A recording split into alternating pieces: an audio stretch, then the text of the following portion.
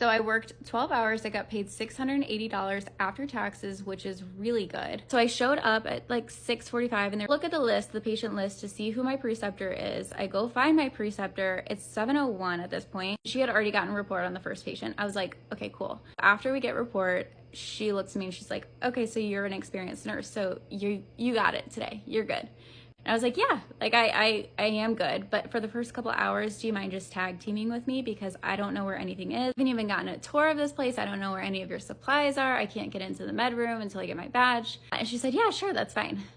She was an incredible preceptor, don't get me wrong. But the first hour, she just ghosted me. During this hour, one of my patients' call lights went off and I was like, oh shit, like how do I even turn it off? Like I've never even been in one of these patients' rooms yet. While I'm in there, the vent in my other room goes off and I'm like, okay, I have not even been in these patients' rooms before. I don't know what type of vent they use. Luckily, I had seen this vent before. So the first patient that we have, they are a freshly trached patient, but she's also on the ventilator. She's on sedation as well, and they want to come off of sedation, and she's in 4-point restraints.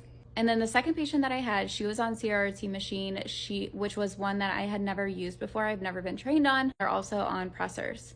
And she also aspirated the night before. Mid-morning, they decide that they want to do a bedside paracentesis for the patient who's on CRRT. And then afterwards, they want to switch her bed over to like an air mattress. And then after they were done with it, they were like, yeah, so we took off 6 liters. I was like, 6 liters? This patient's on CRRT and was on pressors. Like, I asked if I would be paired with a CRRT patient, and the nurse was like, oh yeah, you could potentially be tripled. So I don't know if I'll be going back.